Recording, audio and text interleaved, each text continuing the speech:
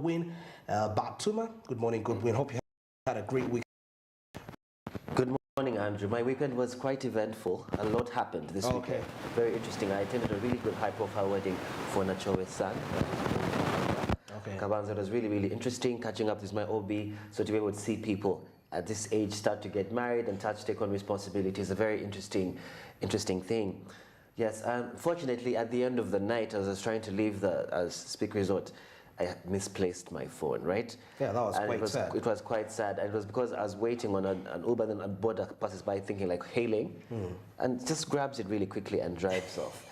But also brings us back to the topic of the day, which is road safety, road accidents, especially economic turmoil, the many borders that we're having. I mean, just look at my economic turmoil because of the borders on this street, right? Because at night I normally advise taking an Uber just because borders might not be as safe on the road anymore, especially if they're rushing in this festive season. It is important for us to be extremely careful. So I'm really going to get into how this has affected the economy, not just on a national level, but on an individual level.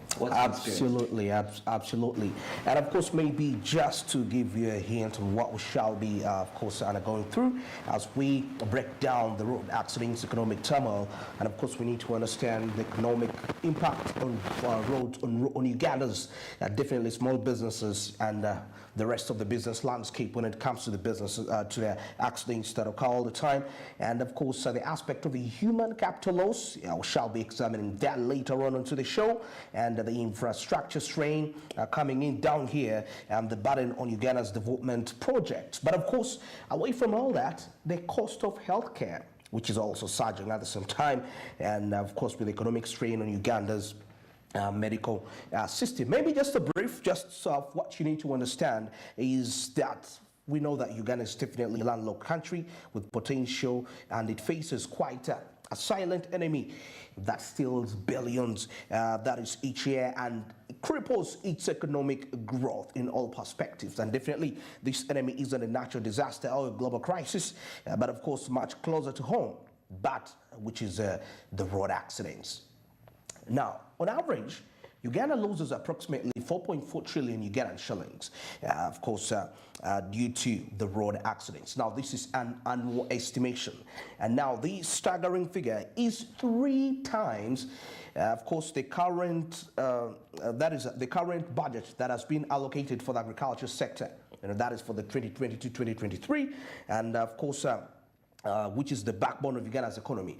Now, this is at the same time equivalent to a chilling 15%, that is of the country's entire gross domestic product. That is interesting, and there's some statistics here regarding just the borders, and I'm focused on the border because we have quite a few people that use the borders as well as cars, and there's such a big toll, an economic turmoil as well as a turmoil on our health in terms of Ugandan motorcycle taxis. Exactly. Known as borders, a mainstay of transportation since 2009. An estimated 100,000 Ugandans operated borders. Studies from Uganda and neighboring Tanzania show they are responsible for up to 58.8% of some of these accidents. Okay. Can you imagine? Leading to mortality and high increased mortality rate. So this is interesting here. Mulago National Referral Hospital has the largest public hospital dedicated to many border injuries. So about a bunch of people find themselves in Mulago with border related accidents and incidents, which is quite interesting. And I wonder what could be the issue that's causing some of this extreme accident, especially in the festive season. I can tell you one thing. People are not responsible on the road. People driving while drinking, driving after a party. I mean, just the wedding that I attended, I saw so many people who should not have been driving drive off after the wedding. And I'm thinking, during the party, you didn't seem like a person who was supposed to be driving. Either you order an Uber or have someone else, a designated driver. But so many of these are young people, meanwhile. Many young adults were choosing to drive. Because they think, I can drive, I am safe. But that kind of mindset is that irresponsible mindset that lets people know that, listen, they're not responsible on the road, and that's causing a lot of that traffic, right? Driving while drunk. And another thing that's happening, obviously, with how people are being irresponsible is the infrastructure development in Uganda. I think definitely the we structure. have poor infrastructure development in this country. So you find that roads as big with holes as big as puddles, right? So someone is driving really fast on the road, driving whilst drunk, and that knocks into a pothole, he swabs and knocks a border, knocks into a tree. That's some of the issues that we're having with the infrastructure development that's causing a lot of turmoil in that, in that sector. I'd also think the aspect of the automobiles that we have, the vehicles, I mean, the class of the vehicles that we drive, because majority of them seem to be quite a little bit 2005 and below, actually 2010 and below models. And I remember there was a suggestion of banning the importation of that, but I don't know how far they went in terms of regulating that law. But that is clearly contributing to this, because okay, imagine we have the infrastructure. Like right now, there is infrastructure that is in some places, construction start, okay, in some areas. But assuming that still happens, and we still have these road accidents, what is the issue? You know, the vehicles that we drive. Take a look at the condition of most of the vehicles, most especially the public vehicles, and in particular the taxis, the buses and coasters, a little bit improving, because a little bit, but those are we call them the DMC, the DMCs. dangerous mechanical condition. Exactly. What's happening? It's also a big issue. Take for instance the truck that hit people down at Nambole just last week, I guess. That wasn't an infrastructure issue, but it was the issue with the vehicle itself. So I mean, clearly, because obviously with the poor infrastructure that we have, it contributes largely because some of these cars should not be driving on the roads that we have. Narrow roads, people are walking this side. The cars are also competing with the people that are walking. But have you been downtown? Have you been to Nambole area? Some of those cars should not be moving. Area should be gazetted out, like I think they tried to do. I could really understand, but yes, we've recorded quite also a number of accidents where they tell you that the driver lost control. Yes. And it's a huge, they seem to be taking a huge percentage actually, compared to probably there was a hole and the vehicle hit here and it overturned. Loss of control. All of this, to me, that's a big, okay, they play a big role. All of these are extremely connected in very big ways. I mean, just look at Access Road, right? Yeah. We have people coming from Mukwano Road in the morning. Cars are competing on this narrow road. They're competing with massive trucks. I always say we should not have these massive trucks moving during the day, at 9, at 10, at midday. They should be gazetted areas.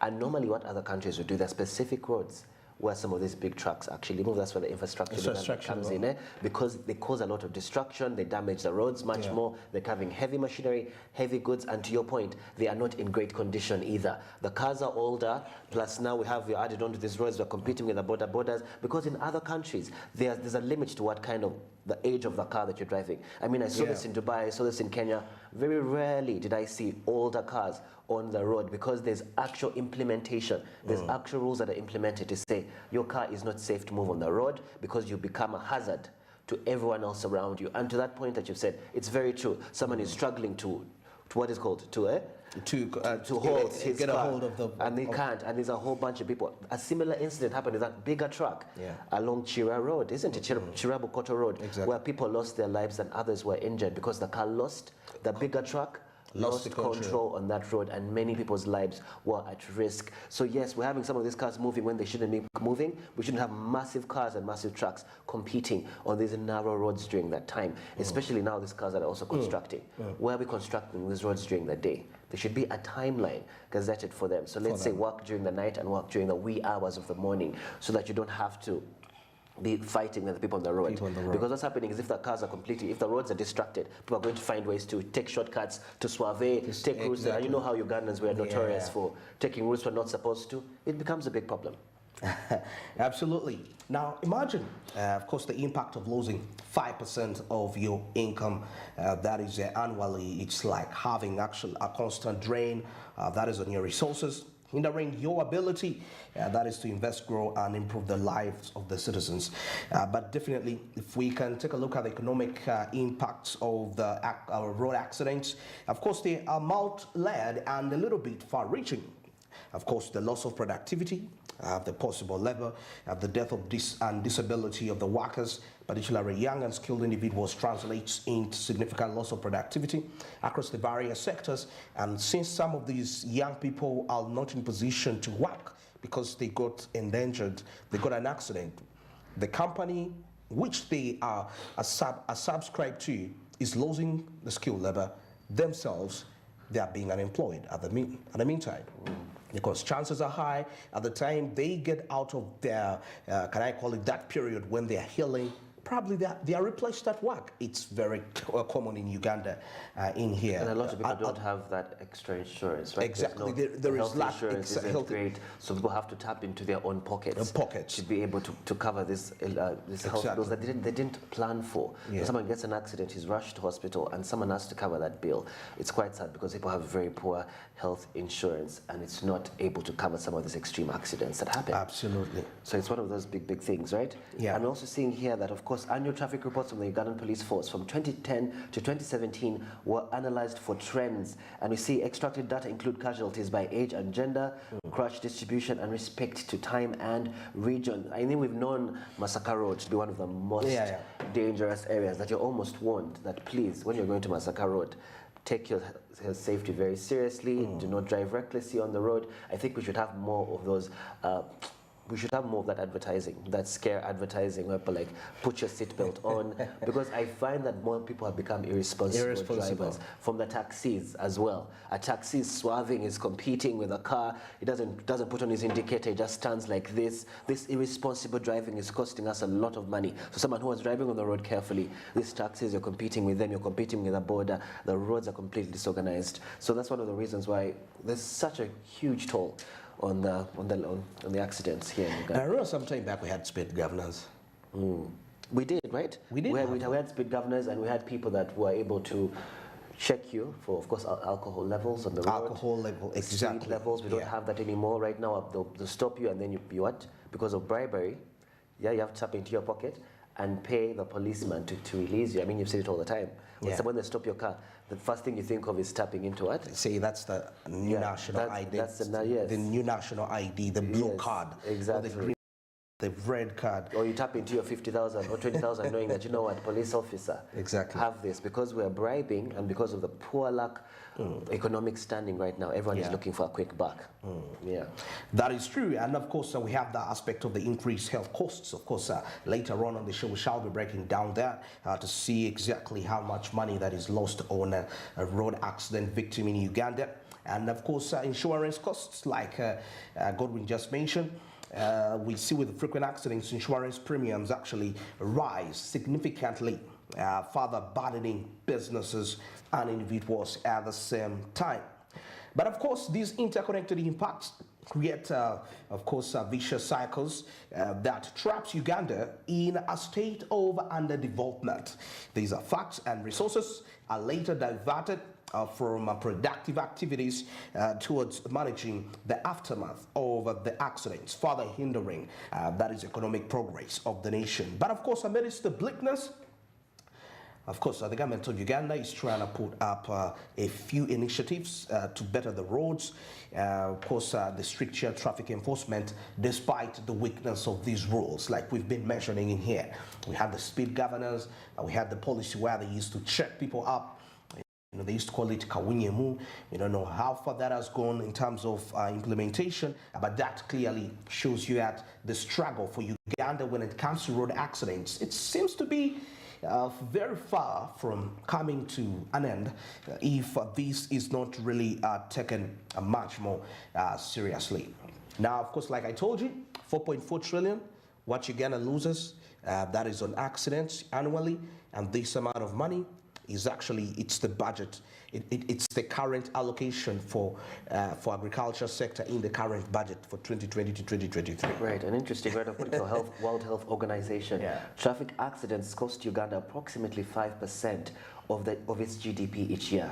Right, so the cost of Medicare, lost productivity, and property damage all contribute to this economic impact, and not just at a national level, but on an individual level. There's so much money that is lost with the GDP. Okay. Now, of course, further in more as we delve deeper into these perspectives, of course, if we take a look at the loss of labor, which is quite a key aspect in here, because every life lost in a road accident is not just a tragedy, it's a stolen future. And imagine, for example, a young farmer that is poised to contribute to Uganda's agricultural backbone, and he's tragically taken away in just a renowned accident somewhere. And now his potential income, definitely, his contribution to food security, his support for his family, of course, they all vanish in just that fatal crash. And when you multiply this loss by thousands of accidents every year, and you will definitely begin to understand the immense impact these road accidents actually do have. Lost farmers. Just giving a scenario, a farmer, his contribution to food security, the GDP, and so many perspectives is all crashed in just a fatal accident, and that is quite a huge issue. And now, if you want to pass out something. No, absolutely. I'm just wondering, especially it's almost like a cautionary tale for a lot of people in this festive season. People are coming back from abroad, people are driving far and wide, people are going to Mbara, they're going to Masaka. This is the most poignant time. This topic is so poignant because it's relevant now. And actually, in such a time. In such a time where it's the festive season coming up, we're having weddings happening across the country. So people are on the road, they're driving, they're happier, they become looser, they're drinking while driving, they're smoking while driving. So a lot of these things that are happening this festive season, we have to be cautious. Otherwise, you don't want to have to pay the price in Medicare and in damage costs, which is quite high at this period. Absolutely. Now, of course, maybe finally, as we're about to head into our traffic, the aftermath of accidents leaves trail of injured victims, of course, requiring intensive Medicare, and hospitals grapple with constant influx of trauma cases, of course, straining resources and diverting funds that is away from the critical areas. Now, the cost of treatment, rehabilitation, and long-term care for these victims adds another hefty chunk of the invisible thief's hole, which is the road accidents. Watch what they do in here. And of course, we are trying to break down most of these other factors for you to try to get a picture of how the economic impact is actually felt as a result of that. Now, of course, with frequent accidents skyrocketing, insurance premiums, like we mentioned, they tend to increase, and businesses and individuals like forced to pay higher costs to cover their risks of the accidents, and further impeding their financial stability. And now this additional burden stifles economic activity and definitely discourages investment, leaving the invisible thief this time around. We're mainly the accidents, definitely, and other other aspects of stolen wealth from that. Now the productivity triumph. Now this is also another issue, the productivity slump, as accidents not only claim lives and cause injuries, but they also disrupt the productivity. Now, workers are absent due to their own injuries or to be attended to by the different family members. Now, as a result, the businesses face delays and disruptions, leading to loss of output and a reduced revenue at the end of the day. And that means when there is less revenue produced by the business, there is a reduction in the potential tax which could be collected by the government from that business. Now, of course, the investment scarcity. Potential investors looking at Uganda see a nation plagued with road accidents. Now, this perception of risk and uncertainty discourages investments, definitely hampering the development of critical infrastructure industries. Now, the invisible aspect here in this case, of course, steals not just the resources, but also the potential for the future growth and prosperity. Now, the investment scarcity index in here, when investors are suspicious, they are not sure of how safe, first of all, their investments are. Most especially when it comes to those investors that would wish to invest in the transportation sector. That is key. Or it could be any other area, and these people are not certain of the security of their workers because they are profit-oriented. Absolutely, and especially Uganda being an extremely highly agricultural base, this is our bread and butter, agriculture, right? Yeah. So when we have transportation of goods and services to these rural areas, it becomes very tricky, it becomes difficult, it becomes laborious, it becomes harder, because people are thinking, investors are thinking, this country is going to be harder for me to move around and have to put a lot more money into fueling my car, to doing all these things, because the roads aren't safe anyways, right? So you're right to that level. Whereas other places where the transportation is much easier and done, and the road system is beautiful, it's easy to invest because you don't have to overthink about are my goods going to be safe coming from Masaka? Is my actual raw materials going to arrive safely? You're not always at bay thinking and worried about any time you hear the story, someone saying, my truck failed. Truck, yeah, good day. You know all these stories. These are investors that are saying, oh my God. So they have to almost account for a truck might actually fall. It has all your goods, and it has your fuel, it has your raw materials, because they're unsafe. So they also know some routes, like Masaka route. They have to be very careful with that. All right.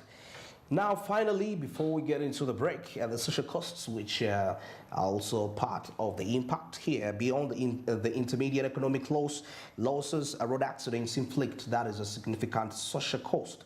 Now, the emotional toll on the families that have actually lost their loved ones and communities is a little bit immeasurable. Now, the loss of loved ones, the devastation of the injuries, and other fear of future accidents create a climate of insecurity and hardship within the country.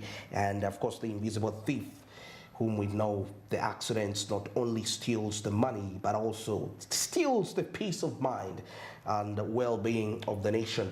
Now, this is mental health, being bathed in here. And we know for any person to be productive entirely, you need to be physically stable, and the accidents, of course, destroy your physical abilities and mentally at the same time, which the accidents still cause the trauma.